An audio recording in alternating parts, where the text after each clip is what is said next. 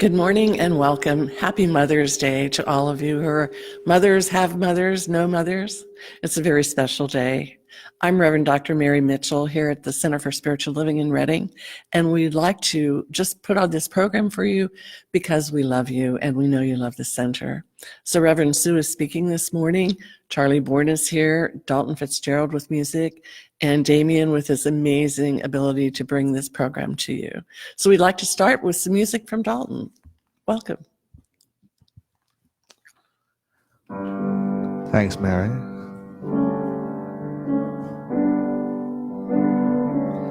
I thought I'd start today with a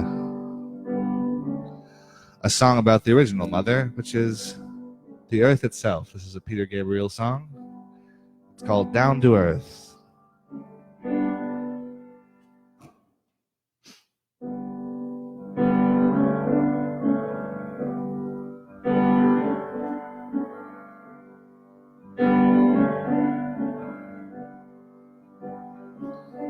Did you think that your feet had been bound by what gravity brings to the ground?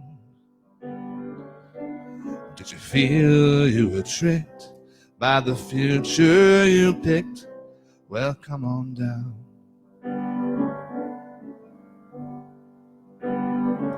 All these rules don't apply when you're high in the sky. So come on down. Come on down. We're coming down to the ground. There's no better place to go.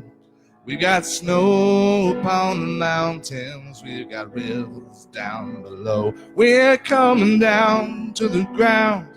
We hear the birds sing in the trees, and the land will be looked after. We send the seeds out in the breeze.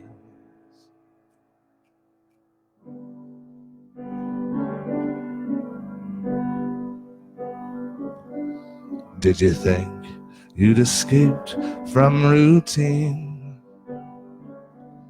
by changing the script and the scene? Despite all you made of it, you're always afraid of the change.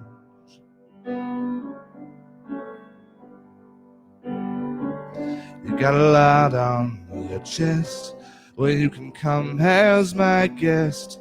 So come on down. Come on down. We're coming down to the ground. Here's a better place to go.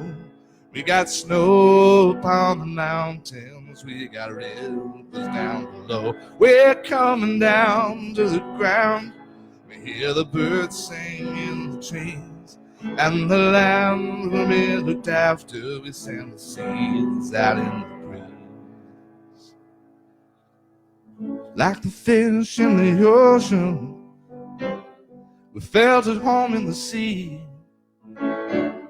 We learned to live off the good land, learned to climb up a tree. Then we got up on 2 legs, but we wanted to fly.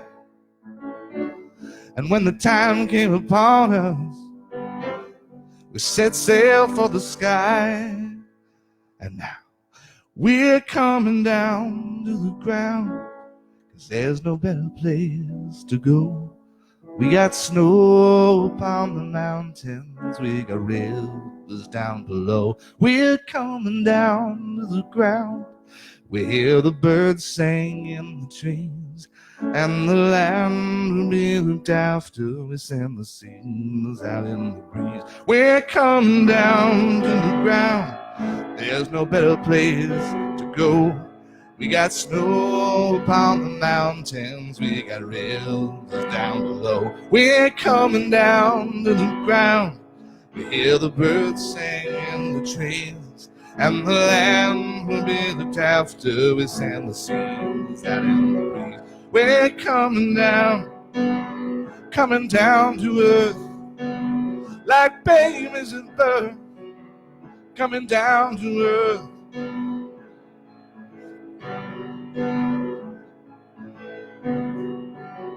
They're coming down to earth, down to earth.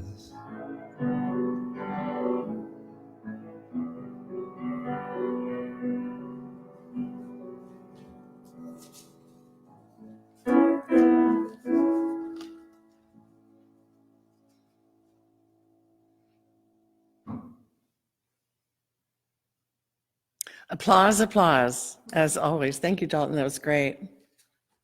I have a couple of announcements. You can find most of these online at our website and in our newsletter. But the one I wanted to bring you this morning is a card we sent out to, and I hope most of you received it yesterday. It looks like this. And starting this Wednesday, 10 o'clock in the morning by Zoom, we're going to have a midweek pick-me-up. And Reverend Sue and I will be talking with you. We'll be talking about her talk today. She'll be giving the key points if you want to discuss that and anything else you'd like to talk about. Lasts about an hour and 10 o'clock. Now, what Zoom meeting number do you need? That's for Jim Nelson. And if you email him at nelsonfacilitation@gmail.com, he will give you the meeting number. And it's very simple. You just enter that and you pop right into the meeting. So we're going to kick it off Wednesday and hope you can join us. We're going to do our usual reading right now by Damien, followed by the bell, and then I'll have a prayer, and then Reverend Sue will make her wonderful presentation. So Damien?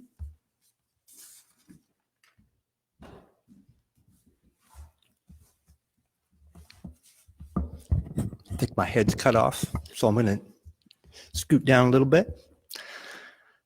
Today's reading is a selection from the Mama Sutra by Ann Cushman. Ann writes, "If there is one thing that my journey into motherhood taught me, for sure, it is that life swirls and eddies on and on like a river. Oceans evaporate into mist. Clouds rain into mountain streams. Streams sing their way back to the ocean again. Love always walks hand in hand with impermanence. All human stories of love are the stories of loss eventually. But here's the other side of that truth. Love doesn't end when someone we love is gone. Long before I got pregnant with my first baby, I was on a meditation retreat in the south of France. The Vietnamese Zen master Thich Nhat Hanh began a Dharma talk one morning with the words, "She was just 18 years old when I met her." We retreatants were riveted as, over the course of our 3-week retreat, he told us the story of how, as a young novice monk, he had fallen in love with a nun. He never touched her. "I didn't even place my hand on top of her head," Thich Nhat Hanh said. "The war swept them apart, and she eventually left the order of nuns. But that love changed the trajectory of his practice, his teachings, and his entire life." At the end of the retreat, a woman raised her hand and asked, "Did you ever see her again?"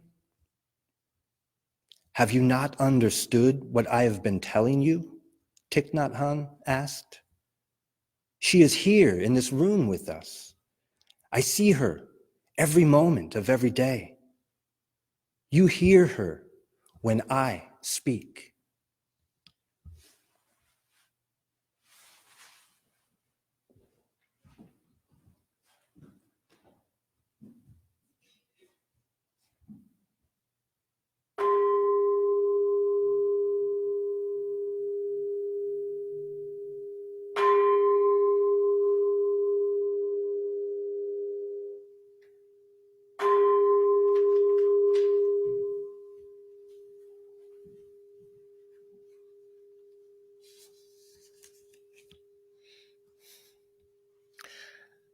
This morning, we listen intently to the words of Spirit as spoken through Sue, through the reading by Damien, but also we listen intently to our intuition, to our guide, if we have angels watching over us.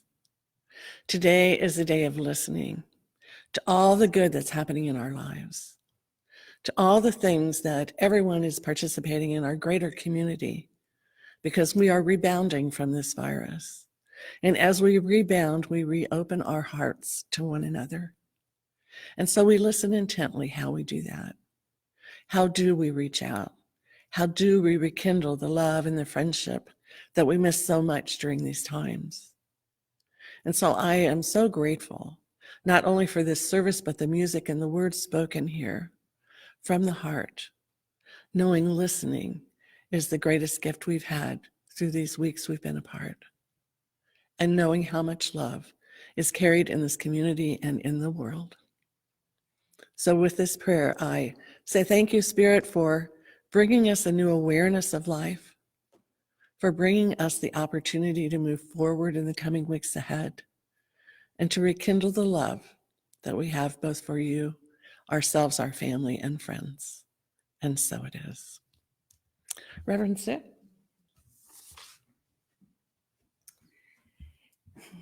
Thank you, Mary. Beautifully shared a prayer from the heart, and the invitation for each of you to listen to this message today.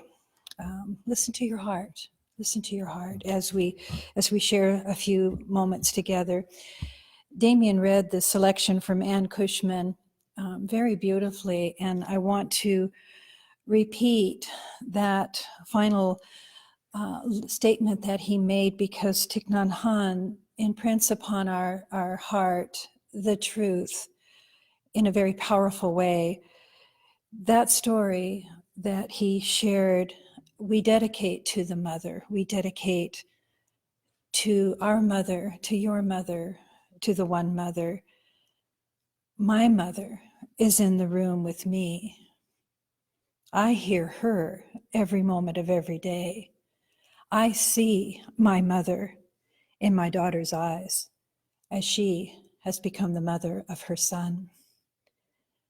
So that understanding that the mother is always in the room with us, this sense of motherly love, divine mother, I find that has led me on my journey, this discovery of the mother's heart in that way of it dwells within each and every one of us, man and woman and child.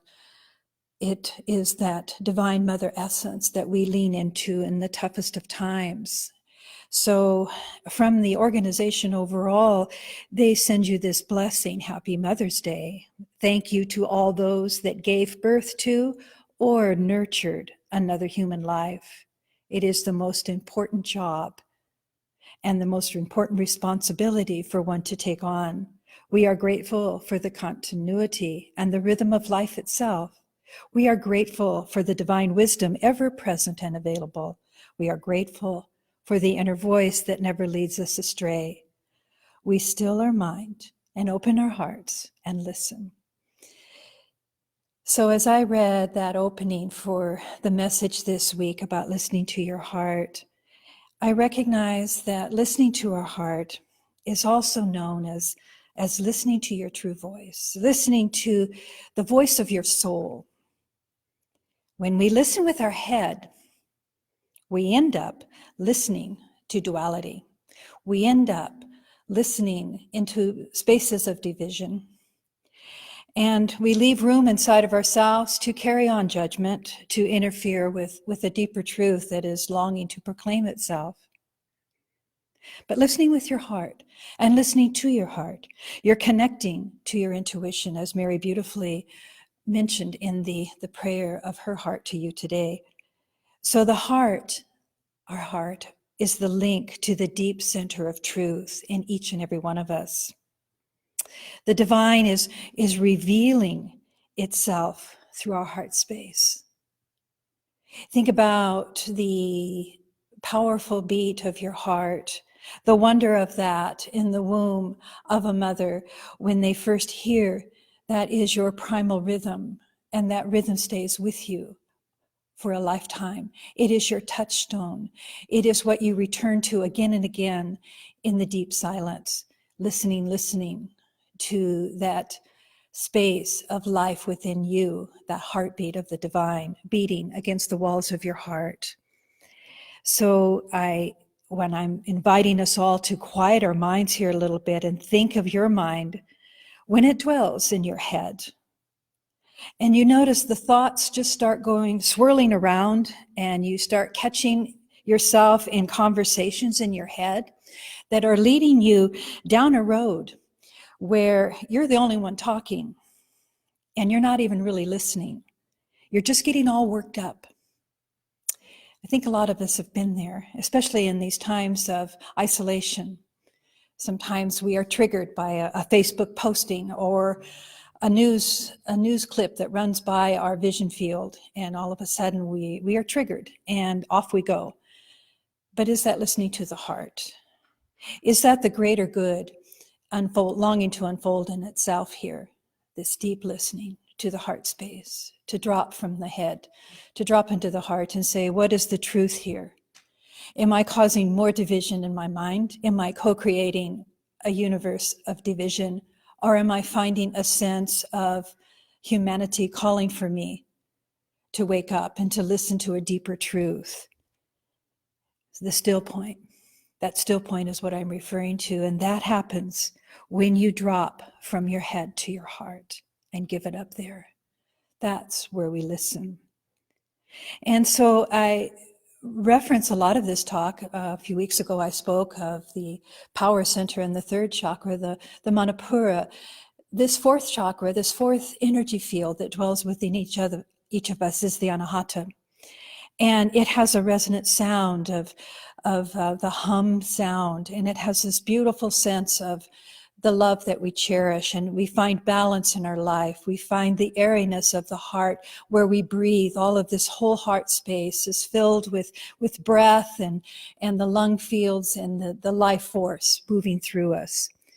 And your heart center sits on top of the other centers in your body, the ones that are filled with emotion and the self-esteem and your sense of longing to co-create with divine. And so all of that, here's your heart in the very center, and bringing all of that energy up and downpouring from above are the three higher centers. If we wanted to look at the esoteric teachings of the philosophy of yoga and look at these ideas of energy fields in our body, and the higher ones are our field of vision, our intuition, our way of speaking truth, all find balance and harmony in the very center of our being. And I love to look at the spaciousness of the heart field. And I love to recognize when I'm in balance, when I'm in harmony with that. We know that the attributes of the heart lead us into compassion.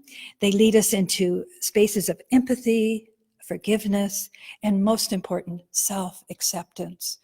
Probably one of the more challenging aspects of being in ourselves these days is accepting who we are and who we're becoming and what we've done, and just allowing for that in the spaciousness of the heart and seeing it from a place of balance.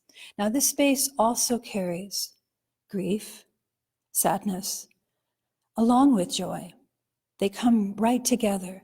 And the alchemy of all of those emotions create a story of the heart and a blending of a truth that once we captivate and we deeply, deeply listen to the heart space, we will never forget or we will never forsake that aspect of our being. That's a song, Listen, Listen, Listen to My Heart. Song is a beautiful song that Paramahansa Yogananda made. And I find that it's a melody and a tune that just captivates the idea of let go of the world and go deep within, and never forget and never forsake the truth of your beating heart, of that primal sound, of that intuitive call. Come back home, come back into the still place and listen, listen. So when we listen from this place of stillness within and allow all of that spaciousness to be revealed to us, don't judge it. Don't rebel against it. Just be with it. Be in a space of willing to surrender, to listen, and to understand. Because that's truly the prayer of our heart anyway.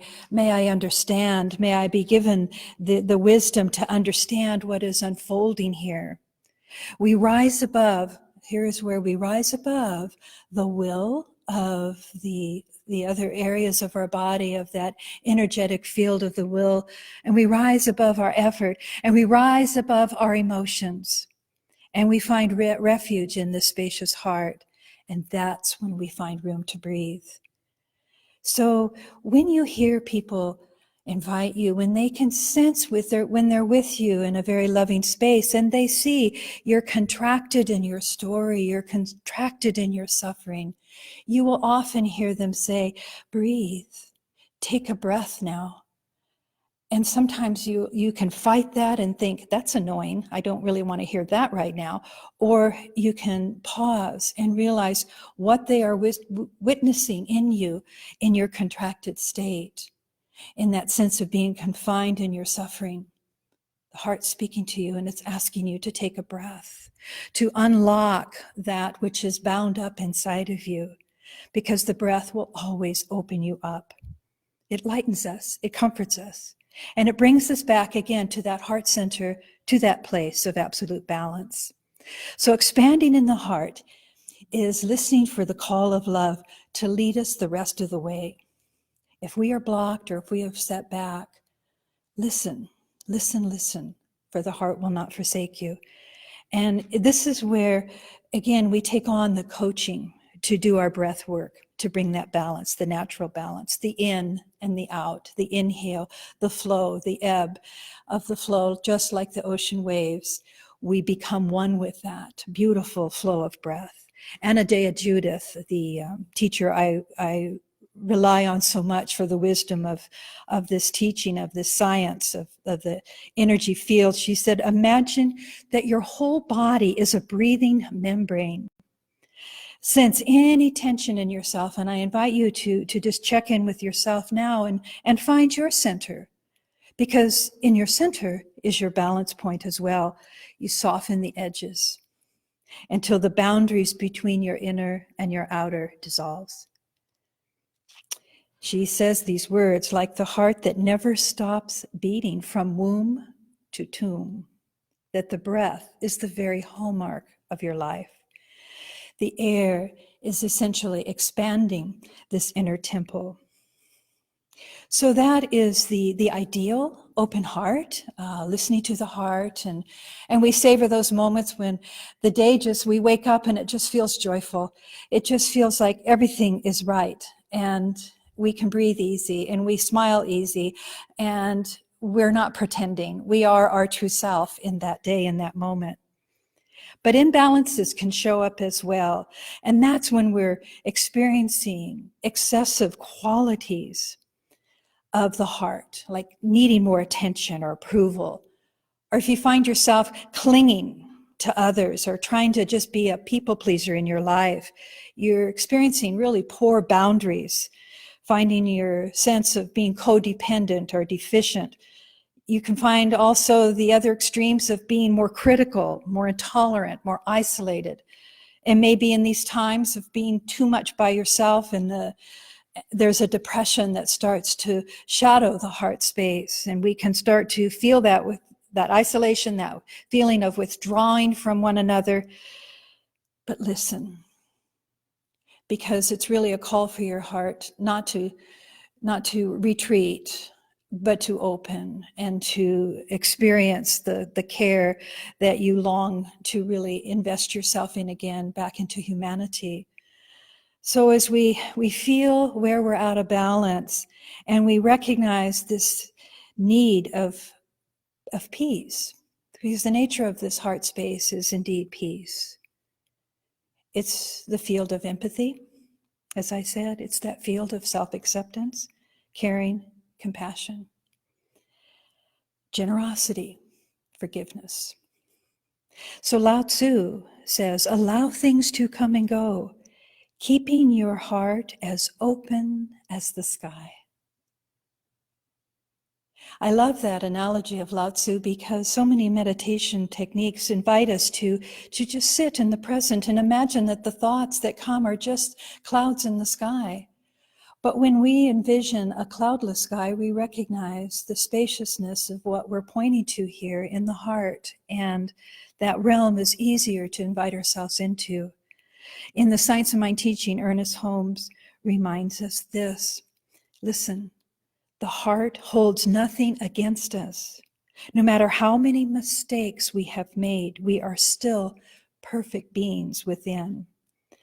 And within may become the without if we will carefully train ourselves to listen to the inner voice of truth which speaks to us in our moments of quietness and solitude. And Mother Teresa adds on to that, God speaks in the silence of our heart. Listening then is the beginning of your prayer. Listening then is the beginning of your prayer. Mother Teresa spent so much of her time in silence, and in her world there were times where her heart was darkened or shadowed by depression, but she always leaned into the divine within her. She named it as her love for Jesus, to the Lord within her, and that was her platform to continue on and touch the suffering and have the empathy and live such a profound life. We each have that. We each have that as we listen deeply. Stephen Covey says, most people do not listen with the intent to understand. They listen with the intent to reply. So that's another key point here.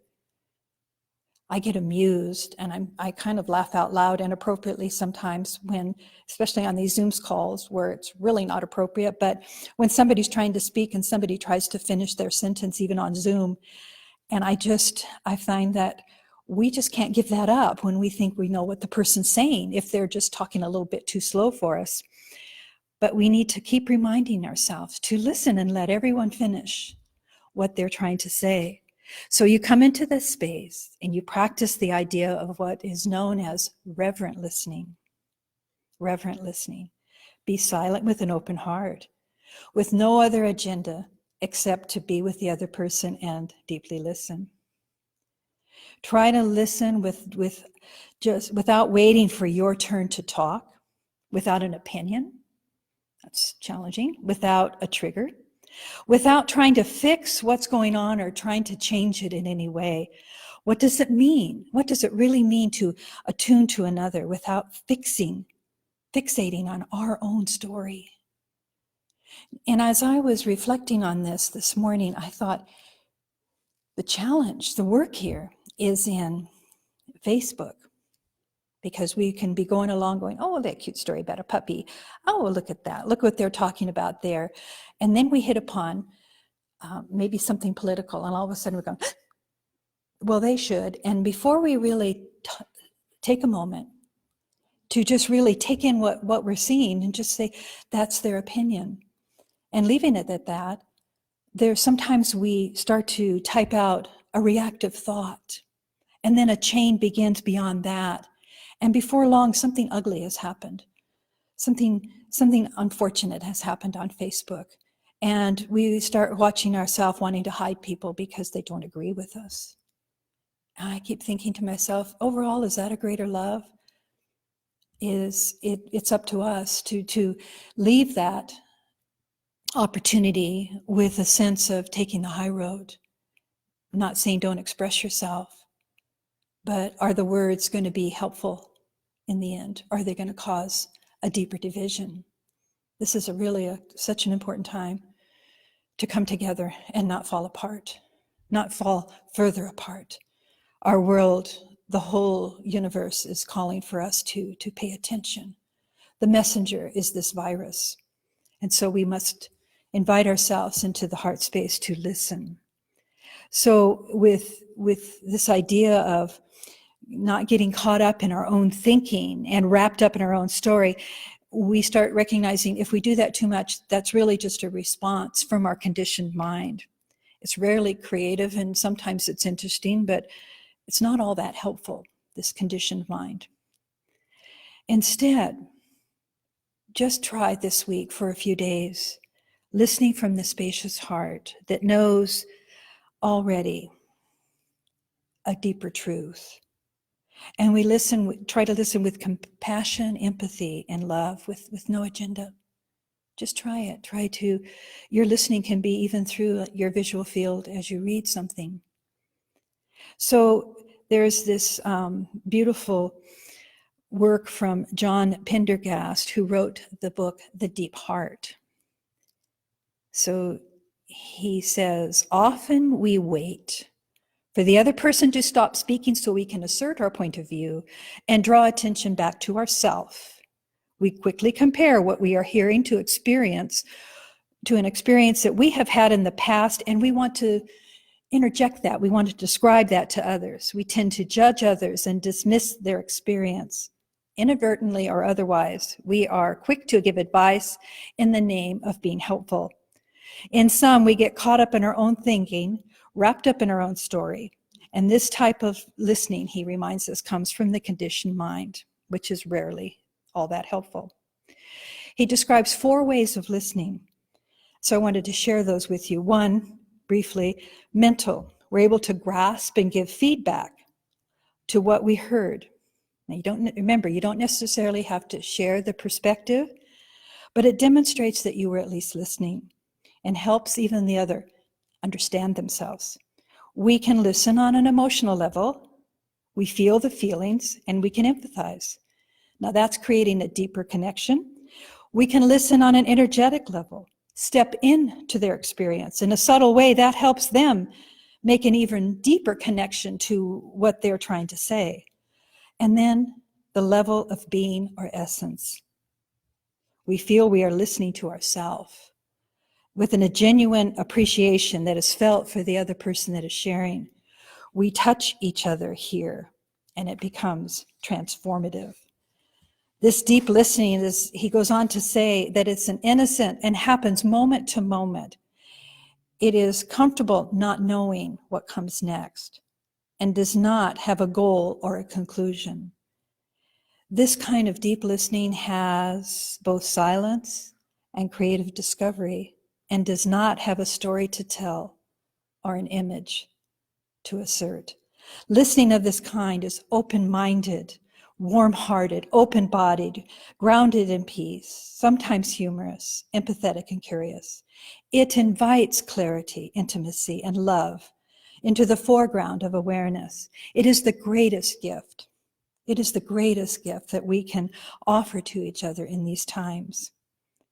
So when you settle into that space of listening from your heart, and you can feel yourself not be so tethered to what was, you can start feeling yourself letting go of that internal argument, your assumptions. And you can allow yourself to not really necessarily have an answer, but just be in a space where you're not even having to share a rebuttal or an opinion. Let's look deeply at that this week as we move forward, as things are continually changing day by day, and we are asked to deeply listen and choose what is our higher wisdom to adhere to. So as we look deeply into the heart, ask yourself, because this is another quality of the brain, when we look at heart math, and we recognize through the study of the connection of the amygdala, how that part of our brain is so triggered by our emotional responses. And the left side, all of the uncertain and more negative, for lack of a better word right now, those emotions are triggered on that side. And the right side kind of is triggered by some of the more hopeful emotions that we have.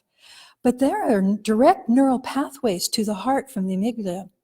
And that's why there sometimes is such a shutdown when we're triggered into stress. That amygdala takes control, and it takes a pause. It takes a moment when somebody says, take a deep breath. and recognize that is the call of the divine saying, breathe, dear one. Breathe, dear one. I need you to go to your heart. They say the resonance field of the heart is 5,000 times more powerful than the waves that are going through the brain itself. So why not drop into that heart and take a pause from what is, and recognize that I'm working with the cells of my body to synchronize with the heartbeat of my deeper truth. So the coherence is what it's called in heart math. We get this field of coherence that we develop. So it's spiritual work, continual spiritual practice to take the breath and to enter the field of the heart and to see the field of the heart like that beautiful Star of David where the balance of the triangles are so perfect. You've got the isometric triangle coming into form right at the heart space, and these two triangles meet, one from below and one from above, and outpouring from that is a balanced way of seeing, a balanced way of being. So can you describe a time, think about it as we share here today, a time when you listened with your mind and what you heard? This Mark Nepo invites us into this practice. Can you remember a time when you listened with your heart? What did you hear? And most importantly, when you listened from your spirit, what did you hear? And listening from the heart is listening into silence. And there is a passage that I also want, I find it very important to keep this in balance. I've spoken of balance.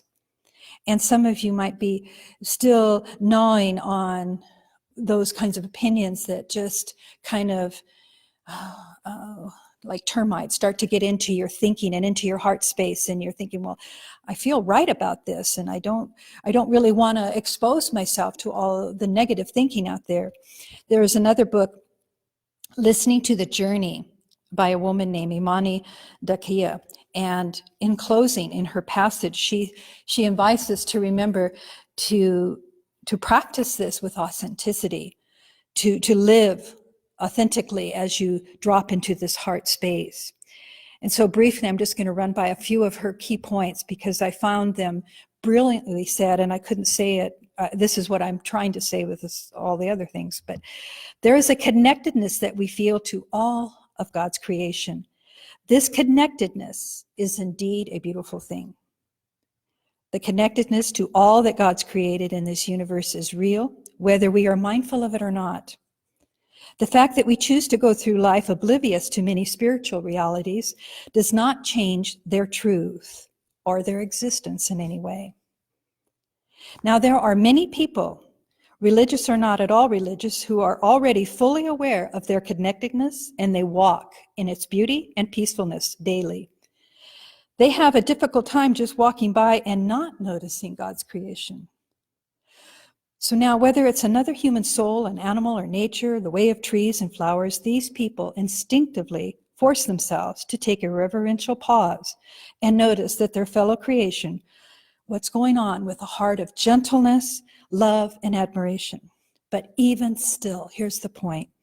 We must also be mindful of the fact that our connectedness to all of God's creation can be a double-edged sword. A very important part of our efforts to live authentic lives entails safeguarding, protecting ourselves from the negative energy of others by heeding the advice from Proverbs to guard our hearts. Toxic situations, toxic relationships are to be avoided and cleansed out of our life at all cost. You may never put a dump site in or around a beautiful garden or forest, insisting that it's harmless to the garden. There is no glory or holiness coexisting with or enduring anything toxic. It is that connectedness that requires us to distance ourselves from some people or situations because they are damaging to our inner self, and that bad energy needs to be separated from that space. There is a vulnerability to connectedness that requires us to be discriminating and very discerning about the access it has to us. So we learn to inquire within what is good for our soul. Let me leave you with that. Inquire within, and refuse to be forced into having to have a final answer to anyone. There's no need to condemn or label anyone as bad or not good for you. You just let go, and you allow the presence of the divine to be what you certainly do know. So you ask the question, and you stay sometimes within that question.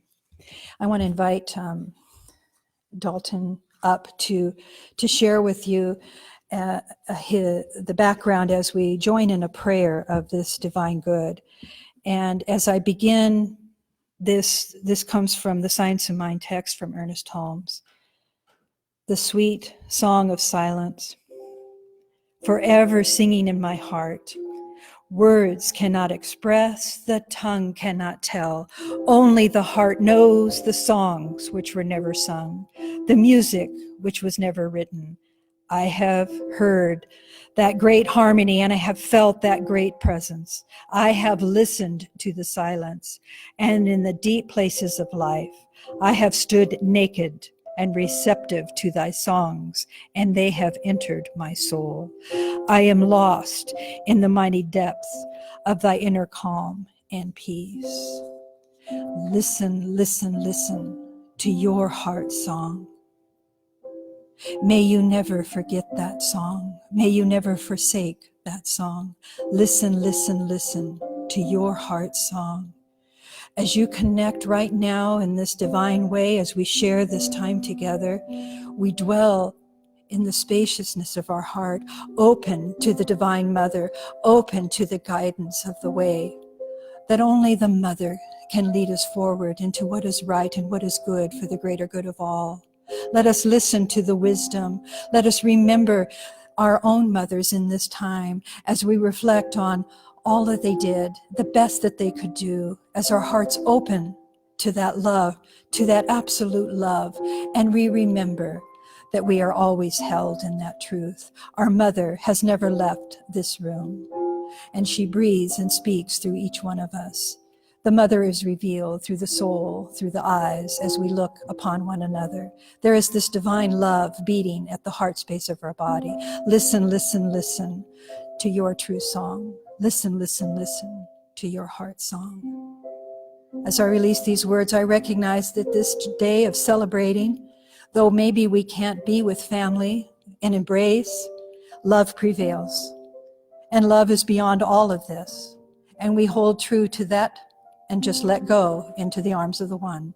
I release this word knowing that we're carried together, and together we say, and so it is. Thank you. Reverend Mary? Thank you, Reverend Sue. That was awesome. Just an awesome thing to think about today as we move forward during these times. Well, this is a typical place we have our offertory during this service. And I want to thank you for all the checks that have been coming in and all the people who call me during the week and give me credit card numbers. We know this center is so supported by you. And we know that every week it's another level of support. So we think we're coming towards the end of all of this in a month or so. And we look forward to having you all here. But in the meantime, we greatly appreciate the donations, the pledges that come in to support everything we have here. So right now, I would like to offer a Mother's Day poem. And it's a poem by Neil. Neil must be a famous guy. He has his own website on his poems. Poems by Neil. But this is a Mother's Day limerick, and I thought you might enjoy it. There's a lady in each of our lives who endured all the lows and the highs that her children went through, like the mumps and the flu, or the joy of a pleasant surprise. She strengthened our family ties and wiped away tears from our eyes. She forgave all our flaws and our social faux pas, and she baked really good apple pies. She saw through most of our lies and plied us with sodas and fries. When our manners were good and we did what we should, she was righteous and caring and wise. So to mothers, both present and past, for the many good deeds you've amassed, I honor you all with this verse on my wall, and I hope that this day is a blast. So that's from Neil and from the hearts of all of us here today. And so we'd like to close with more music from Dalton, and we so appreciate him being here on Mother's Day. Thank you and have a great week.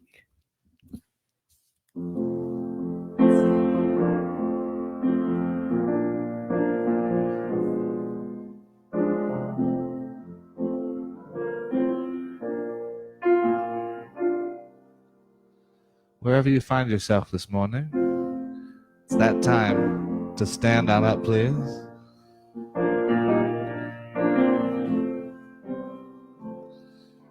If there's somebody nearby, you can join hands with them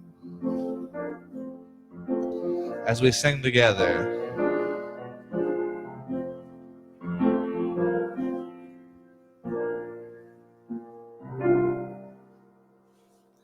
I am free, I am unlimited. There are no chains that bind me.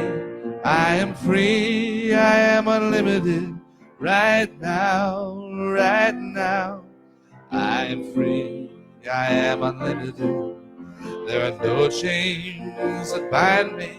I am free, I am unlimited right now. I am free, I am unlimited. There are no chains that bind me. I am free, I am unlimited. Right now, right now. I am free, I am unlimited. There are no chains that bind me. I am free, I am unlimited right now. And you are free, you are unlimited. There are no chains that bind you. You are free, you are unlimited. Right now, right now. You are free, you are unlimited. There are no chains that bind you.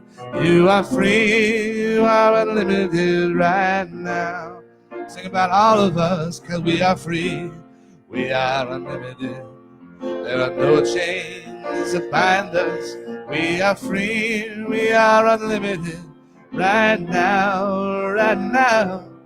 We are free, we are unlimited. There are no chains that bind us. We are free, we are unlimited. Right. It's loud enough I can hear you here. We are free, we are unlimited. There are no chains that bind us. We are free, we are unlimited. Right now, right now. We are free, we are unlimited. There are no chains that bind us. We are free, we are unlimited right now. Said we are free, we are unlimited right